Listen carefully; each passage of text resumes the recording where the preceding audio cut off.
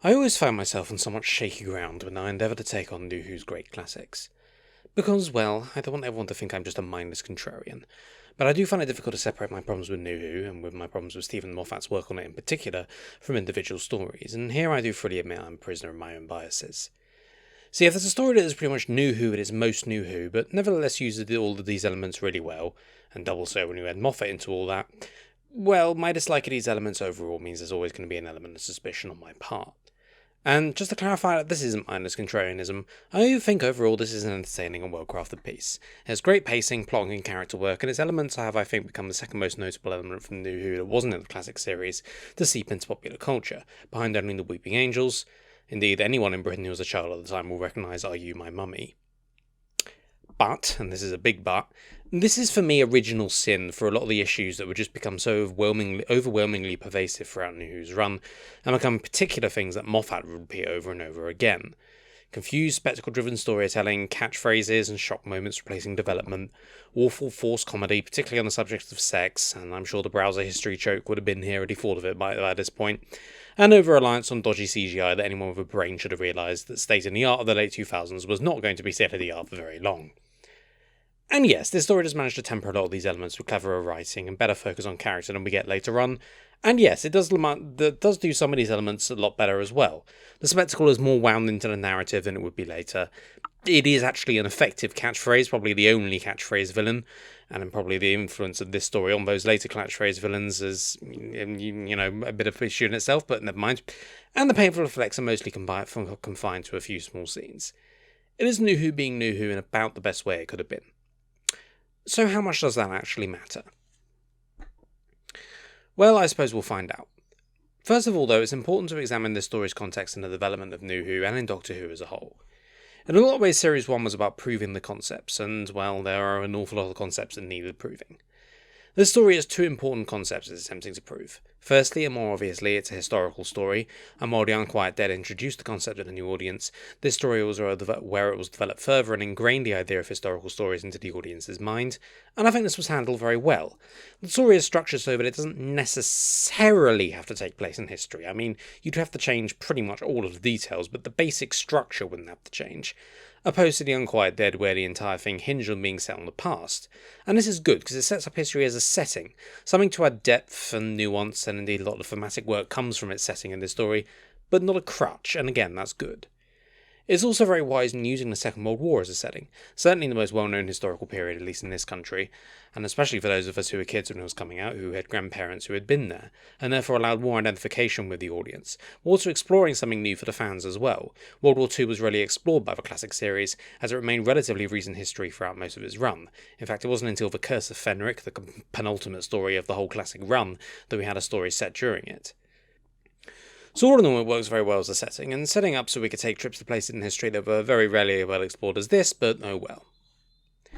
Secondly, the story had to prove the series was willing and able to explore social issues and provide the commentary on them.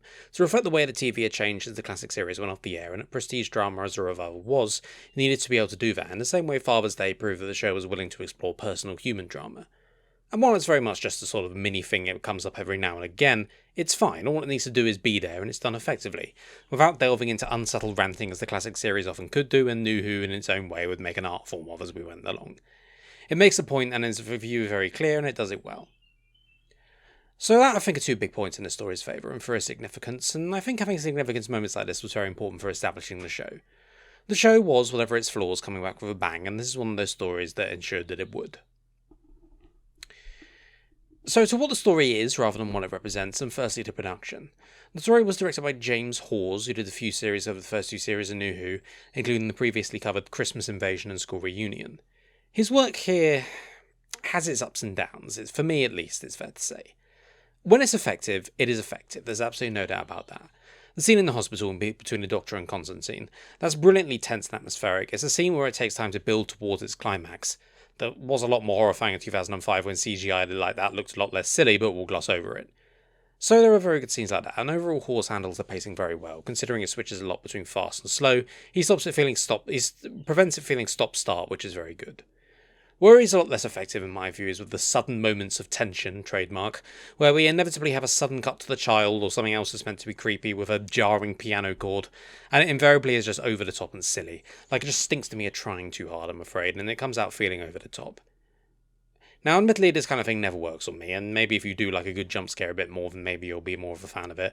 And some do work okay, such as the bit with the tape running out, but even then you have to give the script some of the credit to that rather than just Hawes. This feeling of forcing the scares, I think, is my big problem with this, because I have to admit I found this, watching it for the first time in quite a long while, nothing like as creepy as the story's reputation finds. Now, yeah, part of this is that I'm an adult, and while I don't remember how I felt watching this one, it was 21 years ago, cut me a bit of slack, I'm certain as a child I found it more scary than I do now, and that's natural. Kids are idiots who get scared by the stupidest things. All the stories of kids hiding behind the sofa at the classic series Cardboard Monsters is proof enough of that. Another part of this is that I know all the twists, because, well, I'm a Doctor Who fan and the story's been around for 2 decades now. It'd be unlikely to have any surprises in it, would it? And it may well work better with the unfolding mystery to add to it if you're a new viewer.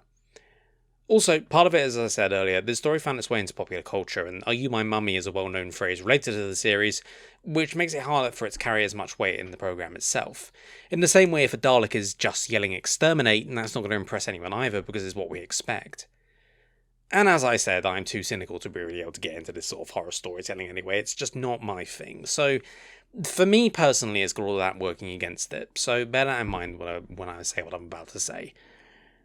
This wasn't scary, or creepy, or even all that unnerving on this watch, and Hawes' repeated insistence on these jump cuts just make this even more glaring because of how ineffectual they are in trying to create those elements.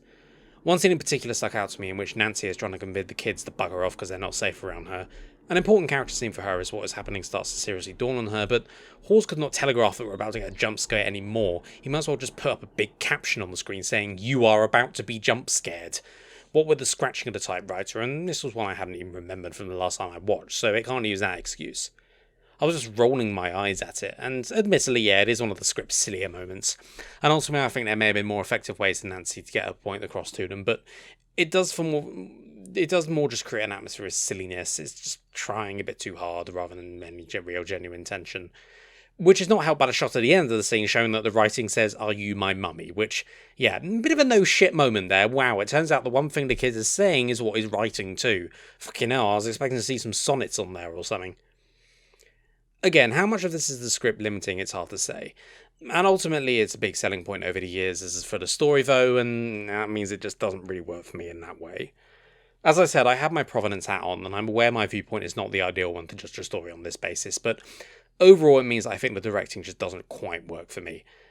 Well, that and some big staging problems, as I should quickly then talk about. Rose has an eternity to let go of the barrage balloon rope and land safely before she gets carried off the roof, so frankly if she had been killed it would have been because of her own idiocy.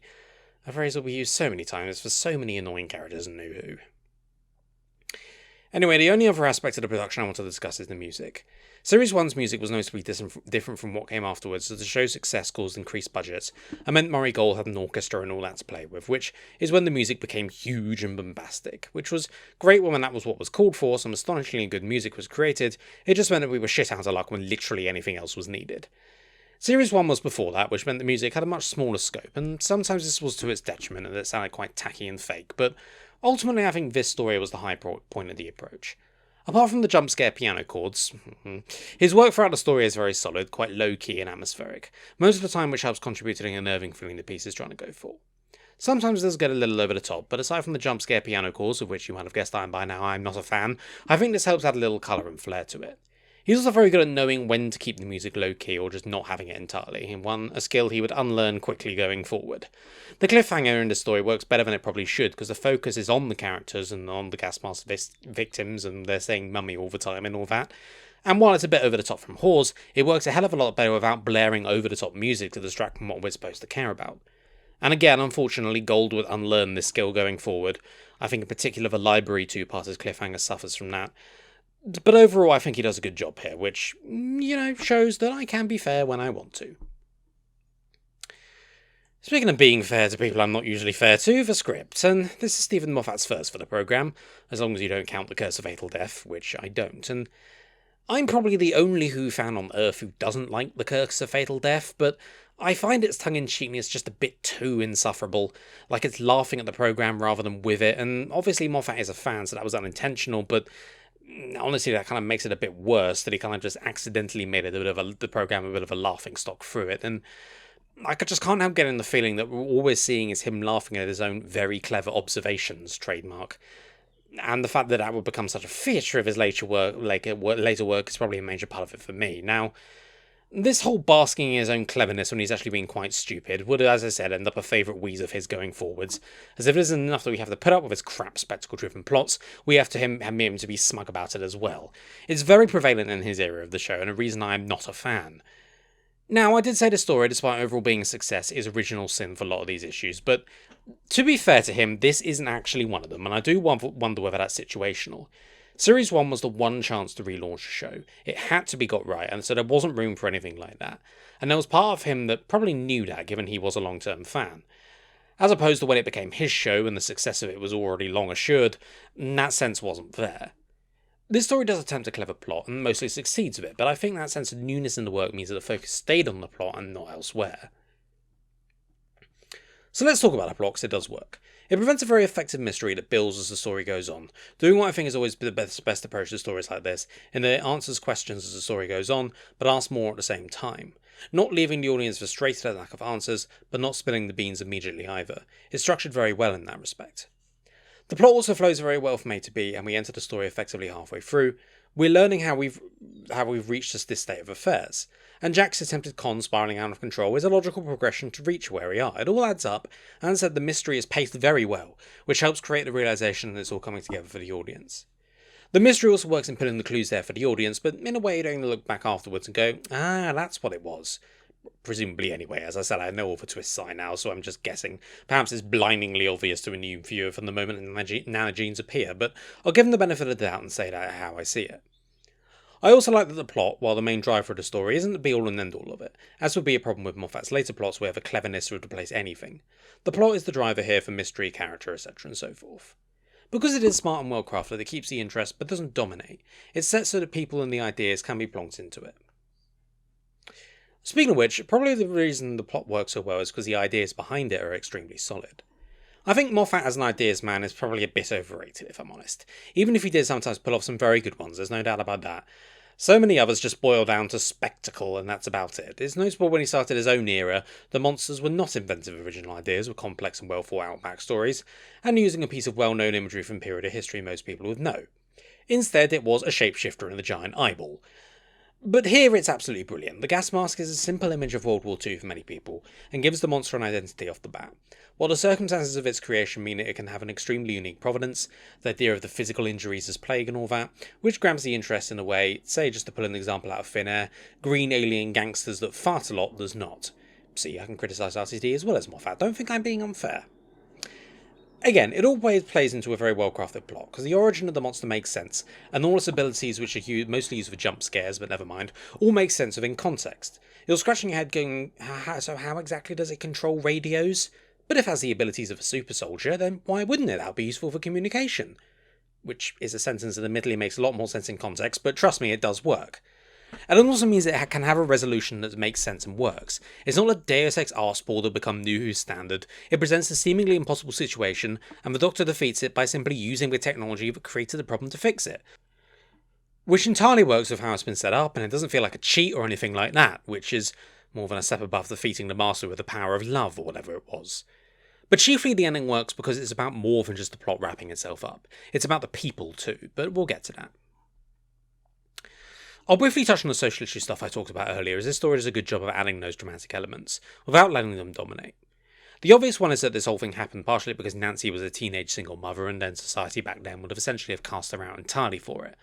And a woman who happily broke into people's houses and happy to resort to blackmail if need be, was so completely crushed by having to reveal to her son who she really was.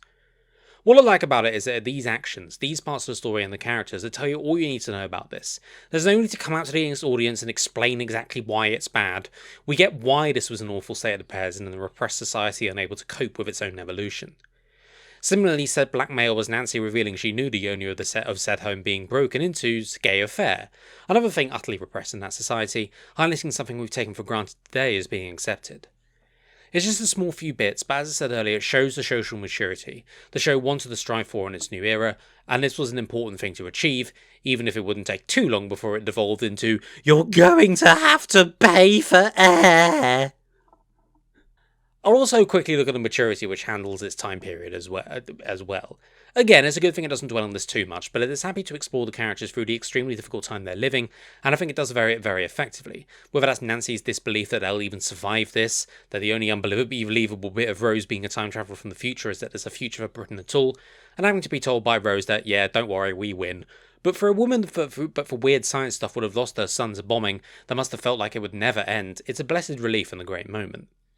Similarly, Constantine's regret at having clearly lost most of all of his family to the war and being left only with his work is of course a very obvious mirror to the Doctor in the Time War, and an interesting possibility of Susan's backstory, given she's one of the grandchildren but the Doctor would be mentioning there, but I'm sure we'll get to know what RTD2 was going to do in that. Anyway, but all of that in this story works for the overall theme, the one of hopelessness in the face of destruction, the war being the obvious but effective parallel to the seemingly unstoppable gas mask plague. So yeah, I think that's very effective. However, now's probably the time to look at my issues with the piece, and firstly a few small issues with the plot. As I said, overall it works extremely well, but in the minutiae there are a few problems. Some odd time skipping, for instance, the whole of the first episode and a significant chunk of the second takes place over the course of one air raid, but seemingly a full day then takes place over the rest of the second, which makes the whole thing seem a bit off in that sense. There are a few odd holes that keep getting brought up. Rose's Union Jack t-shirt. If it's a gag, it lacks a joke, and if it's an observation of some kind, I can tell you about what. And it's constantly brought up as if we were somehow this huge target for the planes, which, well, for a start, I'm not even sure how visible she'd be in the darkness. I mean, yes, it's all lit up for TV, when in reality it'd be pretty much pitch black because of the blackout, but even then, the British fighters wouldn't really mind, given they're British, and the German bombers probably wouldn't be too interested given all the bombing they would be doing. I mean, you might say I'm putting too much thought into it, but I'll retort if they don't want me to put any thought to it, they shouldn't keep fucking bringing it up. Another one is that I'm not quite sure why the Doctor keeps acting as if the gas-marked zombies are in any way a threat to him, given it's made clear several times that it's rewriting human DNA and he's not human. In fact, I think this could have made a neat resolution to the cliffhanger, but instead it just goes entirely unremarked upon. Unless this is Steven Moffat's sneaky way of canonising the Doctor being half human from the TV movie, but let's hope that wasn't the intention. Oh, and one of the first things that's remarked upon once they get out of the TARDIS is that the Doctor could just scan for alien tech, but doesn't. And this comes up as a joke a few times. The lampshading does not, of course, remove the fact that, yes, if the Doctor just scanned for alien tech, this probably would have been over within 15 minutes. I mean, and yeah, I get it. I understand no plot if that happens.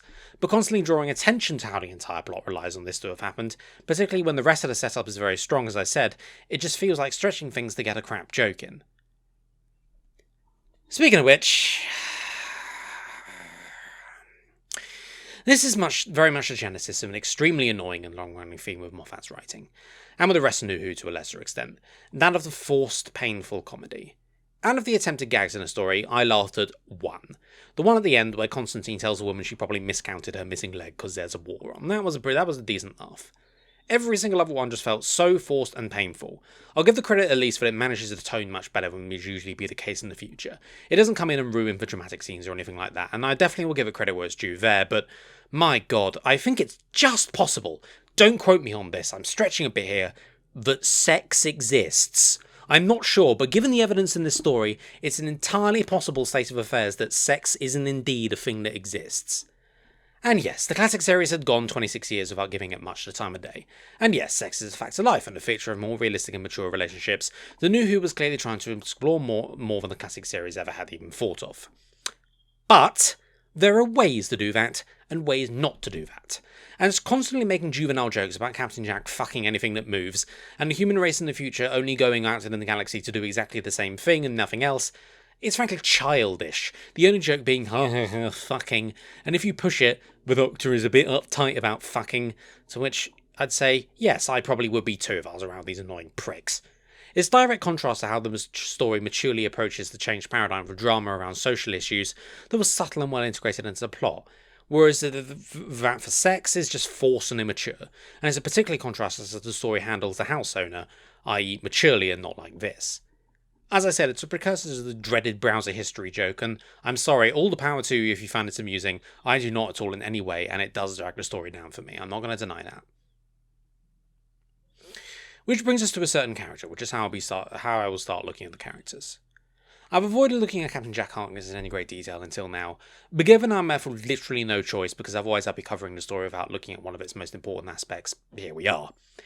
The allegations against John Barrowman and the way he has acted like a complete prick in light of them has made talking about the character that already feels like a production of the time of its creation is even more difficult. I will say that Barrowman is a piece of shit, and I'll say, separated from that, just looking at him as an actor, he is a very good performer. He performs very well. He puts on an entertaining show for the punters, and very rarely does he not fulfill that goal of entertaining. What he is not is a very good actor, and my later attempts, particularly in his shit spin-off, of which I've said many times before I am not a fan, to give the character depth usually failed, because it was asking something of Barrowman he was just not able to achieve.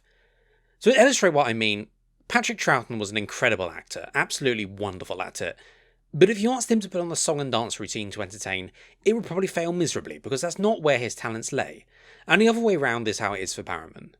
Even in this story, it's pretty obvious he's just out of his depth with his more serious acting moments. Some of his line reading when he has to confess to the Doctor and Rose who he really is just not good at all. Ditto of his final scene in the ship where he thinks he's going to die in the explosion of the bomb. It's just off. But on the flip side, the performance is energetic and entertaining, and again, is there to satisfy the punters, and I suppose it does do it. But Barrowman remains a piece of shit. As for the character, well, I have two separate strands to examine. Firstly, is this character who is, let's be honest with ourselves, a bit gropey, a relic of its time? Well, yes, definitely.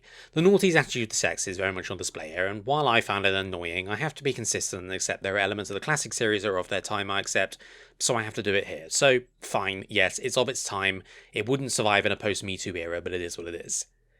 Secondly, the character itself, the con man who clearly regrets being a con man and has deep regrets about his choice in his life, but is nevertheless happy to enjoy himself. It's a good idea, definitely, and I think it almost gets there, but not quite. We get a good sense of who Jack is and what he stands for, but I think his backstory needed exploring more to really make his motivation make sense. I Lost Some of My Memory doesn't really work for me as good enough for that, which leaves his whole arc feeling just a bit incomplete. Perhaps they went in thinking they would be doing a spin-off, I don't know, but this didn't require answering every question, just asking a few more than what we got. And yeah, I do like the idea of how the character is introduced. He fits into the plot flawlessly of how everything is set up around him, and I think it is a character that did need to be in a piece like this, to sort of be the link between the Doctor and Rose and what's around them, and ultimately I think the character work is decent, but it could have been just a bit better. The other character I don't think is handled as well in the story is Rose, and unfortunately this is probably where the Rose we would get to know in Series 2, i.e. absolutely insufferable, begins to emerge. Does it not say of it all, after the whole episode of nearly being killed by grabbing onto a rope she hadn't bothered to check what it was attached to and being dragged off into the Blitz, that she doesn't show the slightest hint that she's bothered at all by the fact her own idiocy nearly got her killed, were it not for the fact there was another time traveller nearby who I won't say only saved her because she had a nice arse, only because I'm giving him the benefit of the doubt for once. No, instead she just continues to pretend like she is entirely in control and knowledgeable about everything that's going on, even when she clearly isn't, but self-reflection is for us mere mortals. She just carries that air of total arrogance this entire time, which unfortunately fits on the mistake that RTD made with the character in making her growing in confidence with her growing more arrogant. I also think it was a mistake not to give her an arc of any kind in the story, because she just doesn't have one. Again, perhaps learning the importance of not being a fucking idiot and nearly getting yourself killed would have been a good place to start, but she just doesn't have any journey to go through. And that's odd, given that this time period is a lot closer to her than where she was previously. And indeed, the idea of London being like this compared to where she grew up, it does lend itself to exploration, but I don't know, I'm just grasping at straw here to find anything. I'm not the writer, it's not my job, and there really is nothing. I should make clear, she shouldn't have dominated proceedings, but there should have been a small one. She does, however, have her moments, like where she tells Nancy about who wins the war, and there's nothing wrong with Piper's performance, I'm very rarely a critic of that, but ultimately it's the character that's grating on me. So for the character work that does work. Constantine is a deceptively small role, but Richard Wilson gives him an air of authority and gravitas. And, well, there are no "I don't believe it" jokes, so he was probably quite happy about that. As I said earlier, his stuff plays into the themes of the piece reasonably well. He's basically the only minor character who has anything to him, really. The others are either sort of just there for exposition or to make you lend the imagination to what them and Jack might be doing, shall we say. But that's fine. I think Constantine is the only one who really needs anything. Which leads us to the characters we're actually focusing on, and the Doctor. And at this point in the Ninth Doctor's arc, we understand him pretty well and how the Time War has seen him end up how he is. This story is a pretty important moment in that journey because of the themes I mentioned earlier. A war causing hopelessness and destruction, and the feeling of an uncontrollable situation slipping away from him is a pretty obvious mirror, but it certainly works in setting his arc throughout the story and showing off the qualities of this Doctor. For instance, he's judgmental of Jack and not interested in his bullshit excuses. The way he treats his problems is indicative of his approach. I'm not interested in what happened to you, because lives are at stake and it's your fault. A very maximalist way of looking at things. And we see both sides of a seemingly hopeless situation. He's very angry at what happened, broken up perhaps at what choices he might have to make, but he's always thorough and determined. He knows what Nancy tells him and he trusts and believes her about what it is, but nevertheless pushes forward anyway with trying to get the full truth out of her. Whatever it reminds him of, he's always going to do what a Doctor needs to do. In hindsight, an interesting contrast to the War Doctor's reputation of the name, although obviously not intended at the time.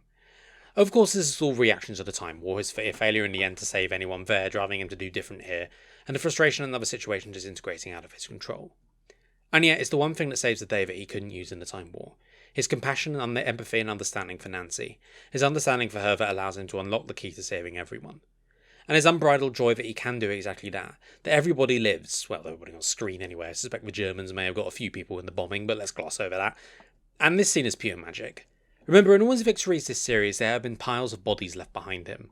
The mass slaughters by the Autons, Cassandra, the Slovene, and the Dalek, and the individual deaths of Gwyneth and Pete. It reminds him that as much as he does his doctory thing, the spectre of death follows him and he can never truly shake off that ultimate loss of the Time War. Here, there's no such asterisks. He truly has saved everyone.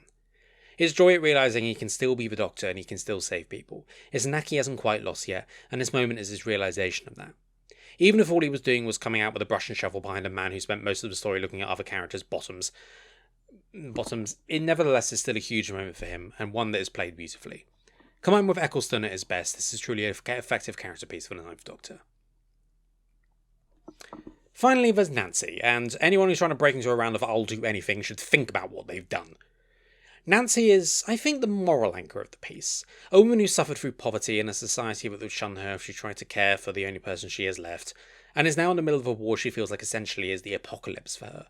And yet she spends her time trying to help children who've been left behind, trying to do just a bit of good that she can in the world. I mean, sure, she's not above burglary or blackmail, but she's doing what she thinks is right, not because it's not resentment at her own society for treating her in a way or for the Germans for bombing her that motivates her, but doing what's right and helping people in her own way as she can. Does it sound familiar? And I think, yeah, she is in a way a mirror of the Doctor, each repressing something they don't want to accept and think about. And I think the idea comes along that her acceptance at the end of the story will help the Doctor towards his. Nancy, of course, is a human character in her own right, not a flawless paragon of virtue like a certain companion. She's flawed, a product of her upbringing and her life up until now, and it's very notable that even face to face with Jamie, just the two of them there, she can't bear to admit the truth to him, a truth that right there and then probably would have solved pretty much the whole episode, and meant we didn't need a second episode and could have avoided a good 50% of Captain Jack's observational narcissus, but that's very intentional. That's not a criticism at all. It's not the plot that needs to be solved. It's Nancy's shame and regret. It's about her overcoming these things and doing what she wants to do and what she feels is right, again mirroring the Doctor's arc. And again, it has to be at that final moment when she's finally realised the only way out is to accept the truth, and that is built up to brilliantly. Most of her interactions with the Doctor demonstrate this very well. Not that they're kindred spirits or anything, but they have similar viewpoints affected by differences in circumstance. For the Doctor, it's something to investigate and solve, but she's bitter and resigned about her problems, but we can see why the Doctor could be feeling the same way about the Time War. And we also see his understanding for her, yet his impatience with her intransigence. She can tell he wants to help her, but she can't bear for him to know the truth. It's very smartly done and frankly night and day compared to any future Moffat supporting characters. This level of complexity is unheard of in his era, I'm afraid, what with the major supporting character of one series being a war criminal and all that. And it's a shame because Nancy is a brilliant character, who nevertheless is there to support the story, support the plot and the Doctor's character.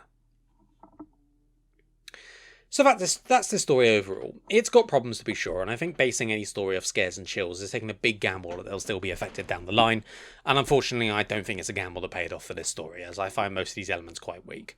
oh my god, the child is here, jump cut, piano chord, gets old very quickly. And this does unfortunately undermine the creepiness of the idea on its own.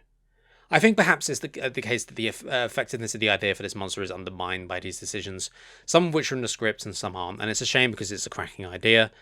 And I do generally think the script is maybe a draft away from the finished article, as it does feel like a tidying up would have fixed most of the script issues, something like Jack and Rose's character arcs and taking the focus away from the jump scares a little, which is a shame given the strength of the ideas, but I do also think that shouldn't take away from what it is. With a smart plot and well thought out characters and a properly explored thematically rich setting, we just create an overall satisfying and entertaining piece. And as for the story as original sin, yes, unfortunately, because it sets up Moffat's poor comedy and spectacle reliance, and the seeds of his becoming too clever for his own good are set up here as well. It's a shame that he took the story, which was overall a success, but had a few small niggles to iron out, then completely ignored them and went back on the stuff that already worked because it wasn't cool enough, I guess. Contrast with the next time he returns to this time period with Let's Kill Hitler, and it's night and day with the appalling comedy, weak plot, terrible character work, and overall sense of smug satisfaction that, yeah, these kind of things are part of the reason I find New Who so frustrating, but it could never just stop and learn from either its successes or its failures. But despite that, it doesn't take away from the fact that this story was one of those successes, a huge one for the show and creatively as well. Final score for the story is therefore 8 out of 10. It has its fair share of problems, but I think due to the failure of the scares for me, it's never quite going to live up to its hype from back in the day. But it nevertheless doesn't detract from what it does right, in its plot and characters, and it ultimately stands out as the breakout story from the first series that really proved that this new iteration of Doctor Who had staying power. Overall, it's a well thought out, well crafted, satisfying experience. And that therefore leaves us with just one more ninth story to go, the two-part Dalek finale, which we'll be looking at as part of our look at the Daleks next time. Fantastic. Ugh, God, I feel dirty.